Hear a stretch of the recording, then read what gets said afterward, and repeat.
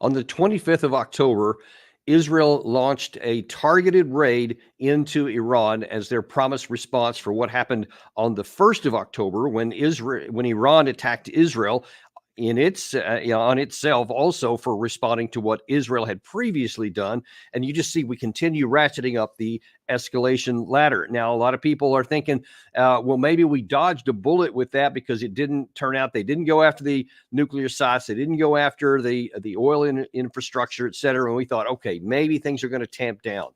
The initial comments from the Iranian people seem to imply that, okay, that wasn't great, but it wasn't that big of a deal either. So maybe we can just, everything can be copacetic. And great sigh of relief in Washington that, okay, we avoided the big war. But maybe it was just we avoided the big war for the moment, because now then we have Iran coming out again, now ramping their rhetoric back up, saying that there is a definitive, painful response to Israel, likely possibly even before the election on 5 November. To try to unpack this and make some sense out of it and kind of interpret what various sides are saying, we have Ambassador Chaz Freeman, one of our favorites and one of the most knowledgeable people on the Middle East. Ambassador, welcome to the show. Glad to be with you, Danny. Well, look, let's just jump right in here. It's interesting in that, and you and I were chatting a little bit before we came on the air here, and you know, you said that you didn't really think, even from the beginning, that this was just dodged a bullet, but you said based on what you saw about what was attacked, that might presage something later. Yeah, I think we have two dangers now. One, the pattern of the Israeli attack, which aimed both at missile production facilities, meaning solid fuel mixing plant, and radar associated with the S-300 air defense system that the Iranians got from the Russians. This looks very clearly, on the one hand, of course, trying to incapacitate Iran's ability to manufacture additional missiles, but also trying to erode Iran's air defenses in anticipation of another Israeli attack on Iran, preparation for it. So we have two dangers now. One is Iran having reacted in a very measured manner to the Israeli attack, claiming that in fact the damage to the missile production facility was minimal and that their air defenses remain intact, now threatens to retaliate against Israel for that attack. And there's every reason to believe that if they do, it will not be in the restrained manner of the previous two exchanges. But we also have the danger that Israel, Mr. Netanyahu, who would like nothing better than to have the excuse of yet another round of attacks from Iran in order to launch his own further attacks on Iran, that he may not wait. He may, having, in his view, prepared the way for another Israeli attack on Iran, he may just do it. So in either event, we have the situation of tit for tat, the spiraling escalation that has been going on. We have the prospect of its continuing to an even more ferocious level, and doing so in the fairly near future. Now, the some of the speculation at the time of the 25 October attack was that it had come after a lot of heavy American diplomacy. The Secretary of State had been there. The Secretary of Defense had met his counterpart in Yoav Gallant. And the idea was, okay, well, apparently America talked him off the ledge, or at least said, hey, don't do anything before 5 November because we don't want anything to happen on the election. Do you put in much credibility into that so-called? Yeah, I think that is actually very likely what happened. And I would note that in addition to counseling for restraint, undoubtedly Israel got a payoff, not just in terms of the two THAAD installations that have been moved. There are only 9 in the world, two THAAD installations that have been moved to Israel, thus providing both additional protection against Iranian missiles and an American tripwire on the ground, which would probably guarantee American involvement in the war with Iran, which is what Netanyahu has wanted all along. Getting the United States involved is key to achieving Israeli escalation dominance and hegemony in the region. So I think undoubtedly there were both incentives and strong counseling and pleas not to do something before the election. Israel has a very bad record of heeding any advice from the United States or considering American interests when it acts. So I don't know where this leaves us. Now, there has been some speculation among some quarters here in Washington, some of the folks I've spoken to, that said actually Israel may have incentive not to listen to what the current administration says, because apparently some of them would prefer Trump anyway. And somehow they speculate that Netanyahu may calculate that that's doing something, as you put in, a preemptive sort of way prior to the election, could help tilt the thing in the direction of Trump. But I'm not sure I buy off on that, and wonder if your view on it, because I mean, whether you're talking about Harris or Trump, they seem to be falling all over themselves talking about who's the bigger supporter of Israel. How do you see that? Well, on this issue, they're Tweedledee and Tweedledum. They're both belligerent. They both encourage Israel to do things that jeopardize American interests, in my view. I don't see the political logic, particularly, for why an Israeli attack would help Trump. But maybe I'm just blind on that. The Israelis have a record of reading our politics very accurately. So maybe that is a consideration.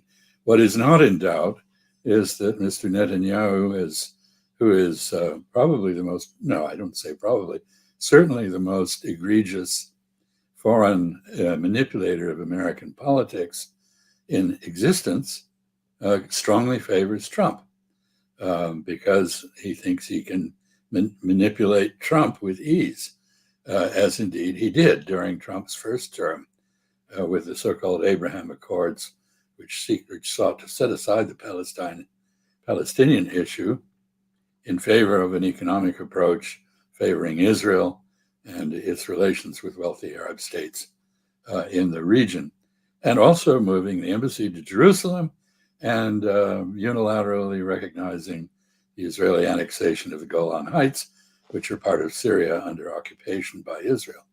So there's a record here of Mr. Netanyahu being able to run rings around Mr. Trump. And why wouldn't he want him back in power? Well, I guess when it comes to running rings, I don't know that it makes any difference whether it's Trump, Harris, or President Biden, as Doug talks about here in a recent interview on our show.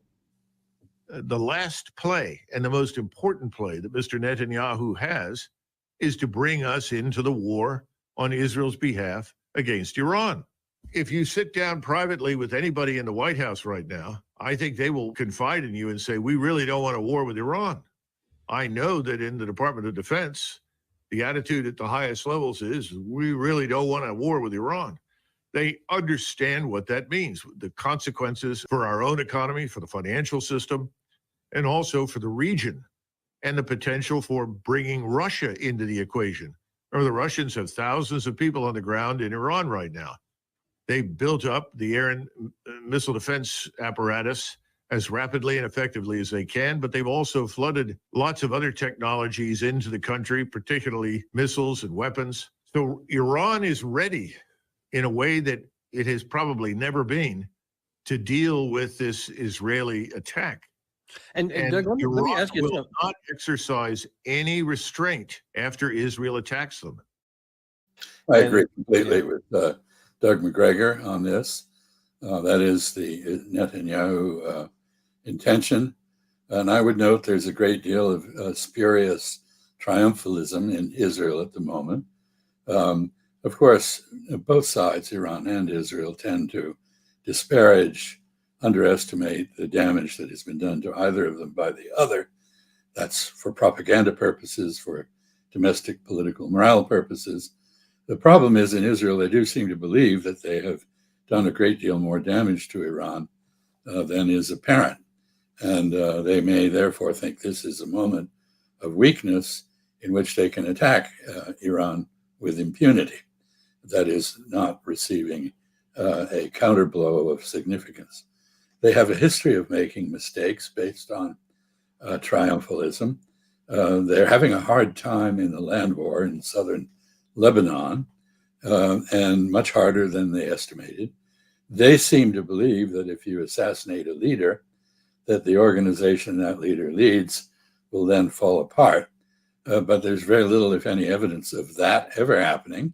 And the usual pattern is if you assassinate a leader, you get a more ferocious and hateful person in his or her place. So Hezbollah is not defeated. Hamas is not defeated. Iran has not been defeated.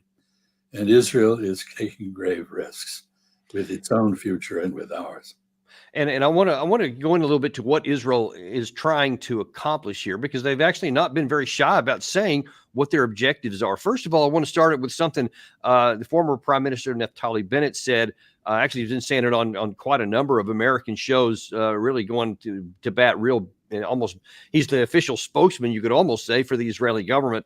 Here's one from early in the month where he was talking about a 50-year opportunity. But he's going to say something in here. I want you to note where I think that he's got a big hole in his logic. Do you believe that this is a unique opportunity for Israel to actually go and topple the Iranian regime? Yes, this is a once-in-a-generation opportunity, because Iran's strategy, as I called it, the octopus of terror, the head of the octopus is in Tehran, and it sends its arms all across the Middle East. But two of its most important arms, Hamas and Hezbollah, are dramatically weakened and right now cannot mount an effective retaliation. So in effect, Iran is laid bare and is vulnerable. And if we don't take care of Iran, if we leave Iran as it is, they'll rebuild their tentacles. They're going to fund a new Hezbollah, fund a new Hamas. Only if we neutralize their nuclear program and hit the head of the octopus, ultimately, not tomorrow, but ultimately within a few years, toppling the Iranian regime, that'll bring a whole new future to the Middle East. Essentially, give a gift to the wonderful people of Iran by hitting its regime, hitting the nuclear facilities, and allowing its people to press for a regime change. To me, to signal that within a few years we're going to wipe out your regime guarantees 100% continued resistance by the other side. So I'm not sure what they even thinking of when he says that. How did you read it? Well, I think it's a fundamentally erroneous strategic analysis. In fact, all of the signs are that the divisions in Iran that have troubled the regime have been largely eliminated by an upsurge of nationalist fervor. In fact, I think the Ayatollah Khamenei, when he initially said, let's not exaggerate or let's not underestimate the evil that Israel has done, was a very restrained statement. He said, I will leave it to the experts in my government to figure out what to do. What happened was an upsurge of pressure on the regime to act against Israel, not to withhold a counterblow. And I think it is a mistake to imagine that a 2,500-year-old culture, a country, a state that's been around in one form or another for that long, is somehow going to get toppled by an external threat. Quite the contrary is likely to happen. Finally, I would note that the statement that Hezbollah does not have the capacity to mount a retaliation is belied by the fact that it is mounting a retaliation into farther and farther into Israel, away from the border. And it may have its command and control system disrupted by the terrorist act of blowing up walkie-talkies and pagers and having its leadership murdered. But there's every indication that its structure is a decentralized one. The local commanders in southern Lebanon and elsewhere are able to carry on the fight effectively and are doing so. And I'd say finally that the Israelis claim they destroyed half of Hezbollah's missile force in their attack on Hezbollah in Lebanon. I don't think there's any reason to believe that at all. So I think the hubris that Mr. Bennett displays is misplaced. Well, and in fact, I want to go to that very soundbite you're talking about from the Ayatollah, because he says a number of things in there that I think are very noteworthy. 2 nights ago, they carried out a malicious act. They, of course, exaggerated, which is wrong. But at the same time, it shouldn't be downplayed, either by saying it was insignificant or unimportant. The Zionist regime miscalculations must be stopped. They are making serious mistakes in judgment. They do not understand the Iranian people. They have not recognized the strength, capability, creativity, and determination of the Iranian nation. They must be made to understand these realities, and it's up to the country's authorities to determine the appropriate response that best serves the interest of the nation and the country. But his instruction there, I mean, literally, it's everything you just mentioned. But he also added in that Israel must be made to understand. And apparently that was the directive there.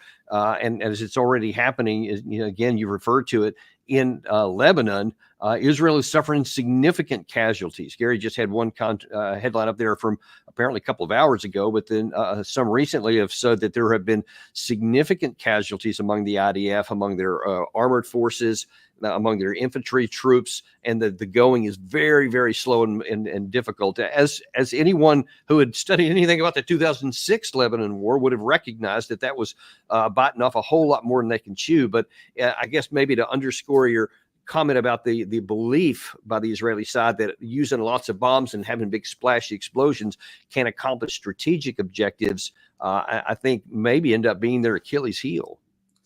What Israel's objectives are within Palestine are to cement Jewish supremacy by expelling or exterminating the Palestinian population, carrying out what they call Nakba 2, the second catastrophe for the Palestinians.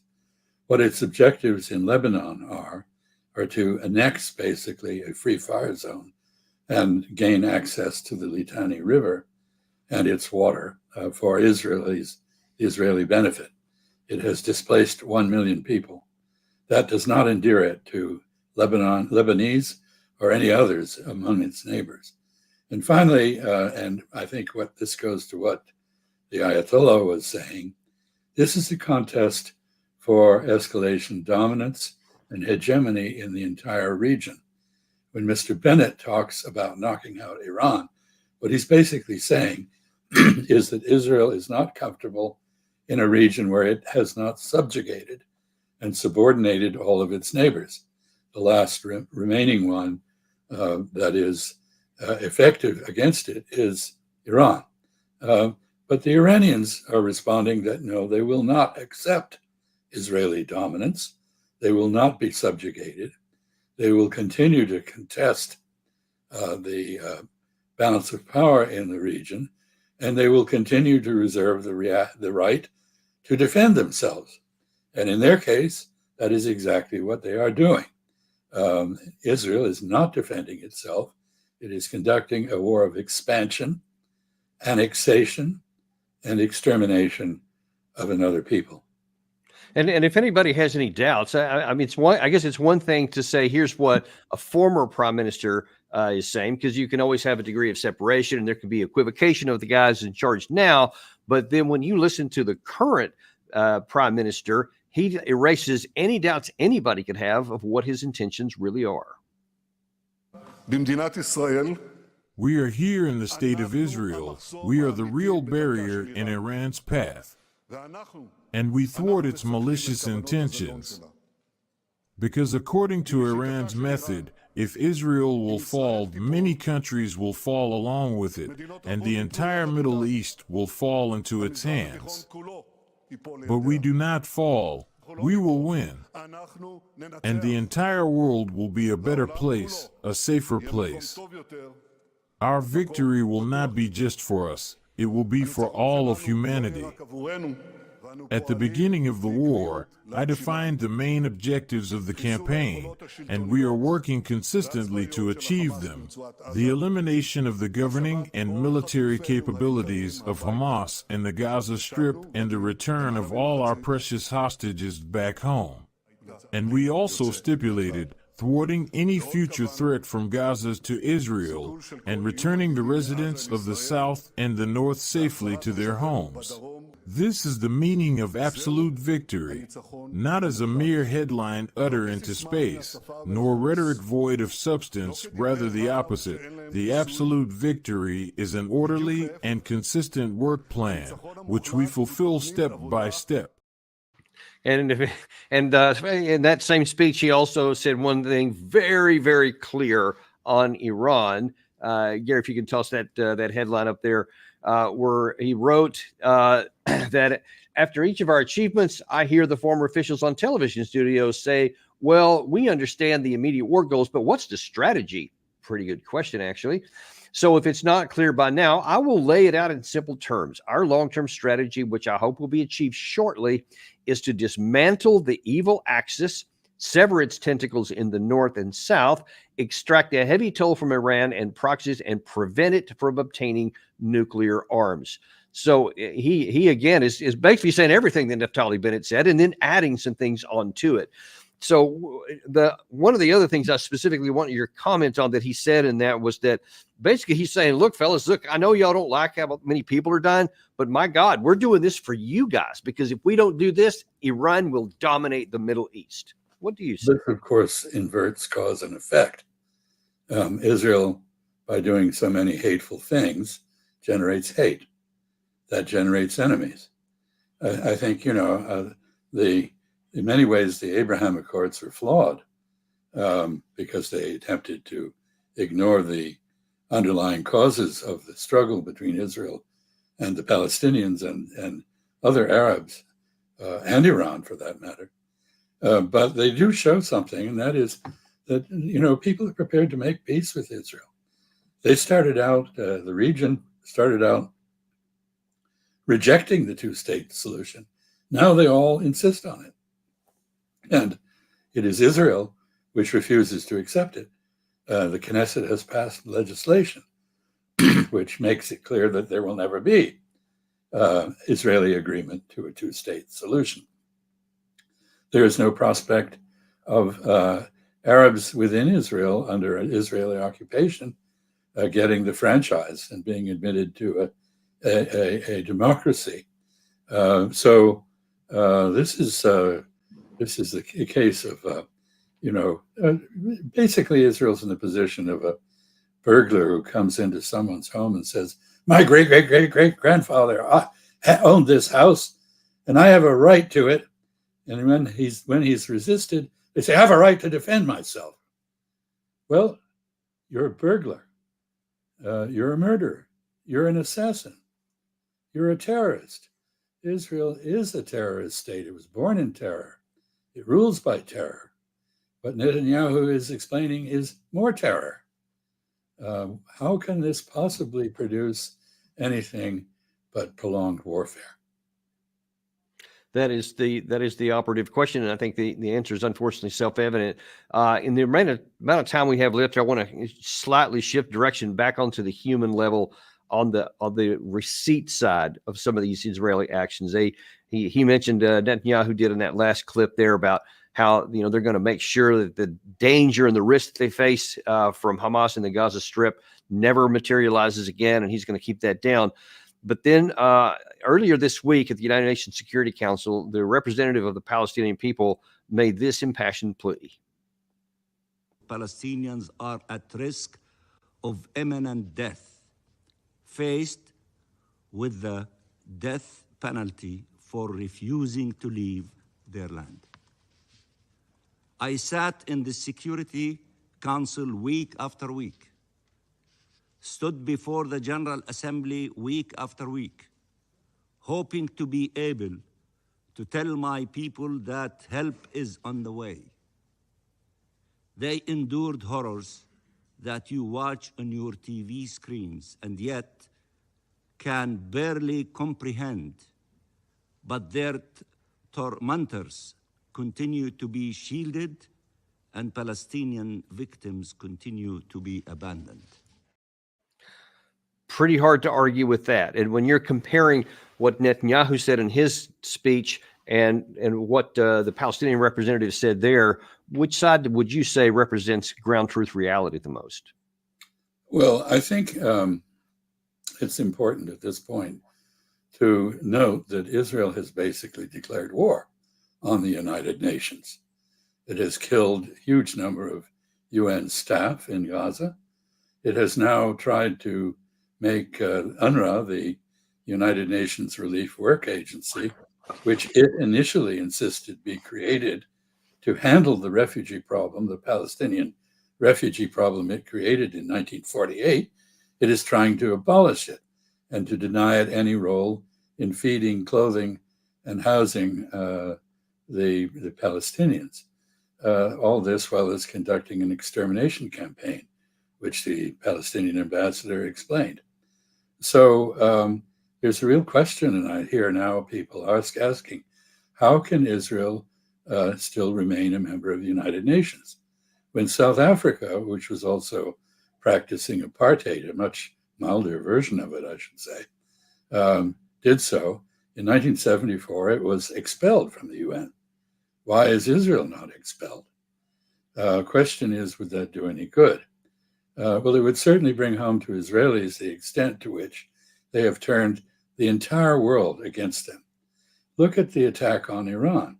There were only two governments that condoned that, our own and the British. Everyone else either condemned it or expressed disapproval in some form. Look at the votes in the United Nations and the trend there. The United States and Israel are now almost completely isolated. Israel is not going to recover from this if it makes a further attack on Iran. If it suffers a counterattack from Iran, much of the world will applaud, not deplore what happens. This is something that Mr. Netanyahu has had a lot to do with creating as a situation. And I think he will answer. Of course, you know, a diplomat is supposed to be able to explain to you why going to hell is in your interest and make you want to go there. We've not yet succeeded with Mr. Netanyahu, but he's definitely headed in that direction after this life. Yeah, it's again hard to argue with any of that, and those trends are unmistakable. I guess part of the problem is that you talked a minute ago about arrogance, and that certainly is a saturating practice in Israel, but also in the United States, because I think that many of the powers that be, and it doesn't make any difference which party we're talking about, seem to think that it doesn't matter, that it's okay if it's us and the rest of the world, which just is very puzzling to me, at least according to the America that I used to know, the one that I willingly went to fight for and served as in my military capacity for a career. But now that it's like we don't seem to care about those kinds of things, like what's going on in the Gaza Strip, like what's happening in Beirut to the civilian population throughout Lebanon. And I just find that disappointing. Perhaps puzzling is not the right word. But where do you see this going if these trends maintain in terms of the United States and Israel being isolated? Well, our influence abroad is demonstrably far, far less than it ever was. We don't show up at meetings. We're not invited to meetings. We just saw the formation, the expansion of the BRICS grouping at Kazan in Russia. This is not an alliance. It's not NATO. It's not even a club or a grouping of like-minded countries. It's a forum. It is a replacement and workaround for the United Nations, which is no longer serving the purpose of the peoples around the world's will. It is ineffectual. And the issue that has made it most dramatically clear that the UN is ineffectual is Israeli defiance of it, Israeli actions, which are totally illegal under international law, and Israeli indifference to human suffering. So we are entirely complicit in this. We fund Israeli expansionism. We supply the weapons that are murdering people. We support it. We even support, apparently, its attack on Iran. How else to explain the deployment of American troops and THAAD installations in Israel? So I think we're both Israel come out of this as unacceptable company pretty much anywhere in the world. We're going to come out of it with greatly diminished influence and ability to defend our own interests because we've been so assiduous in defending the policies of Israel, which I think are contrary to Israeli interests, but which Mr. Netanyahu believes are essential to them. In the last bit of time we have here, I'd like to get your thoughts on something that happened actually quite a long time ago. About 2 weeks or so ago, we had on our show, we showed a clip of former Secretary of State Mike Pompeo showing absolute revulsion at the idea that some people make that Israel is an apartheid state. It's just insulting, and he can't believe that anyone would even say such a crazy thing like that. And obviously, he represented a lot of the elite class in Washington, D.C., again, across any parties. Well, that's interesting view for an American official to make, because another former American official back in 2006 wrote a book. Gary, if you can toss that book up there, because it was very interesting. He was Jimmy Carter published a book that was called, I think it was Peace, Not Apartheid. And he was wanting to get people in the Middle East to come together. And he was interviewed on his book and asked some specific questions about Charlie Rose. And watch this exchange. You're in favor of a two-state solution. Absolutely. Why do you say peace, not apartheid? Well, I don't say just that. You left out the first word.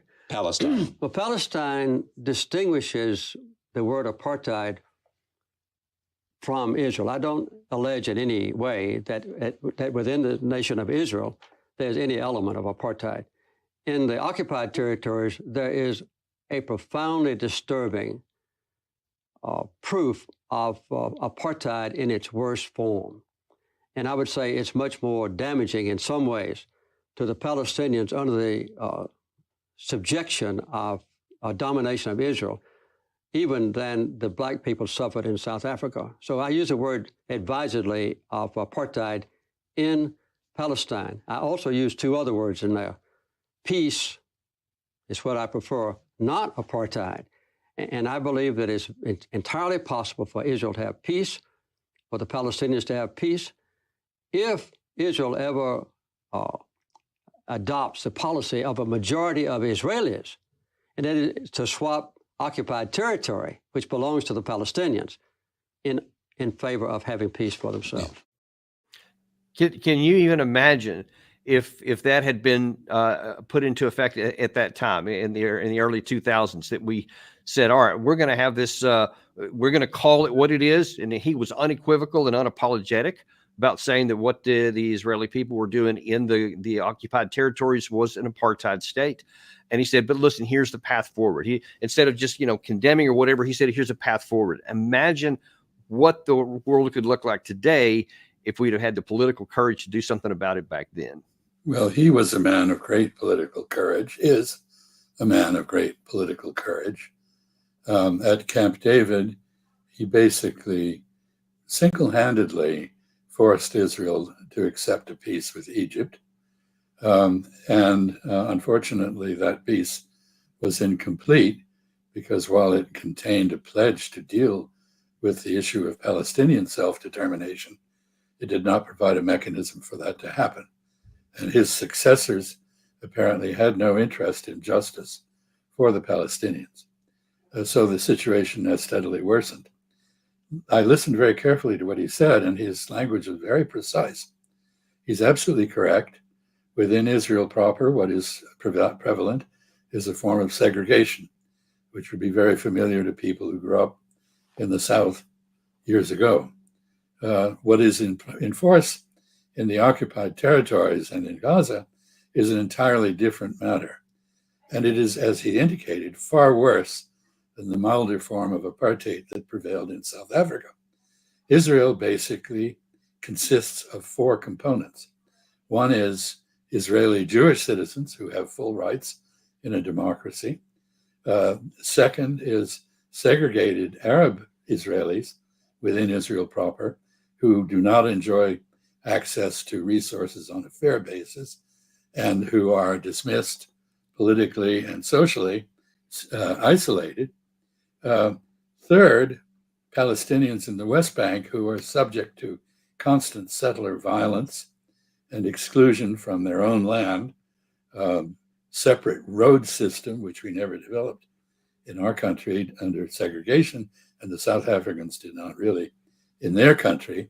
And finally, Gaza, where you're either barely alive or about to be dead, basically being shot at, bombed, strafed, starved. And now we have something called the General's Plan, which is Giora Island's plan to depopulate Gaza of Palestinians, either by killing them or starving them and replace them with Israeli settlers. So this is a far worse situation than ever existed in South Africa, and yet the collective West backs it to its discredit. In a context in which the rise of the rest, as Fareed Zakaria called it, is a reality, and the center of the economic center of gravity and the political center of gravity in the world no longer are in the Euro-Pacific, the Euro-Atlantic region, but have moved to the Pacific and to Africa and the South. So I think Mr. Carter showed in that conversation his attention to detail, his comprehension, his compassion, and his desire for justice. And I don't see that in our current leadership in either party. Speaking of the way the rest of the world is viewing things, what do you think would have to happen for all these folks that are in the rest of the world to actually say, okay, I get it, you're the United States of America, but even us, we're finally going to stand up against you, and we're not going to remain silent anymore. And we're not going to be passive either in the face of all of these things you just described so eloquently, horribly in the Gaza Strip. What would it take for them to get over that? Because basically for 75 years, it's never even been contemplated. But now, is it being contemplated, or is it going to continue on the way it is right now? Well, I think the progress of the BRICS grouping is a symptom of the very important evolution that's going on.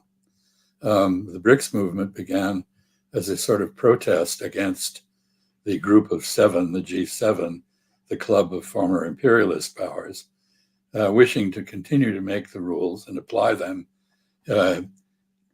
selectively to different countries around the world.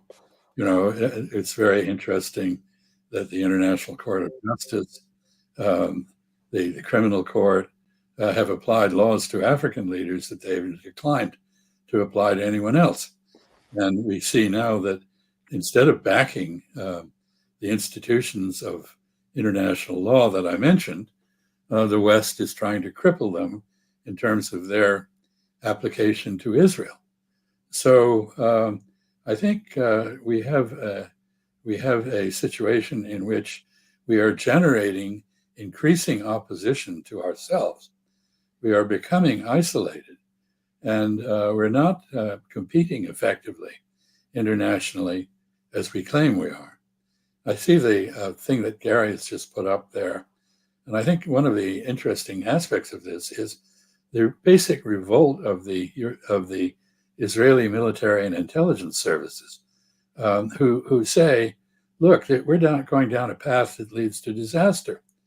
Basically they're calling for the Aiken formula, if you remember that in Vietnam. Let's declare victory when we have it, and not continue down the road to defeat, because Israel has not been defeated yet, but it is suffering. All of the things that Mr. Netanyahu described as fundamental objectives, the release of the hostages hasn't happened. The destruction of Hamas has not happened. He could have added the destruction of Hezbollah. Has not happened. The cowing of Iran has not happened. And more of the same is not going to succeed. It is simply going to widen the war and enlist still others.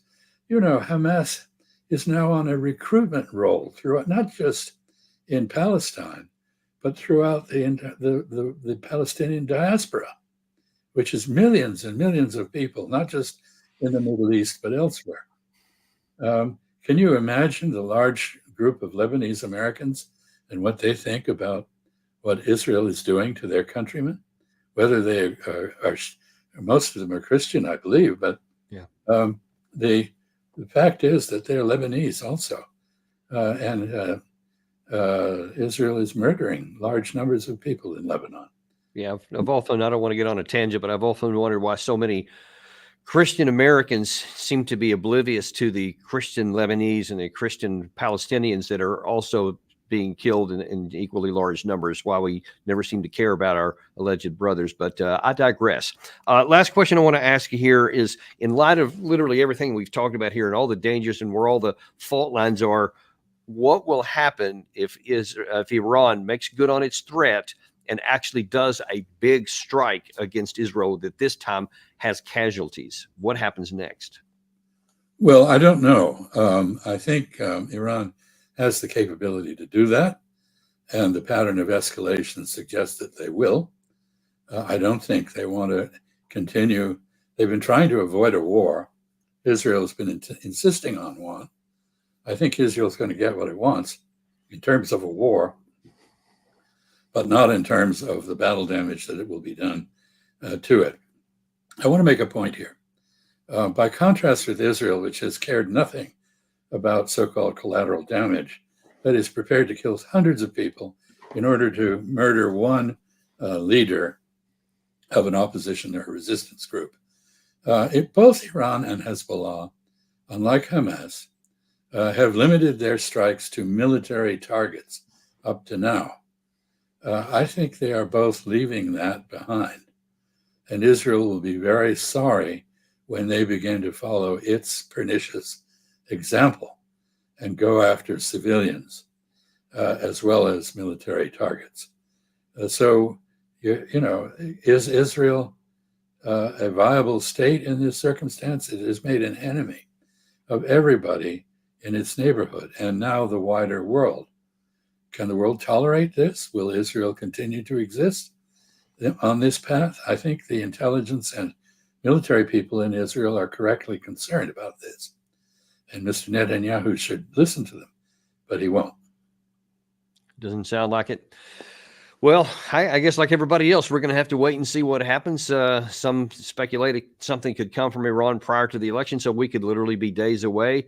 Or who knows, maybe they try to find some diplomatic way out to where they can avoid going up that next escalation ladder. I don't know. We'll have to wait and see how it works out. But thank you very much for coming on today, providing really such clarity and a lot of the background, a lot of this stuff that we see in the meaning behind it. Thank you. Thank you for having me. And we always appreciate you guys as well, and want to let you know, by the way, we were going to have Alex of History Legends on next. We were going to have a triple header today, but due to some scheduling conflicts, we had to move that to tomorrow. So that will be tomorrow at 2 p.m. But today at 3 p.m., we have Alexander Mercurius of the Duran, and we're going to be looking at the Russia-Ukraine war. Are we entering the end game? I promise you, you don't want to miss that show. Join us at 3 o'clock this afternoon, and we'll see you next on Daniel Davis Deep Dive.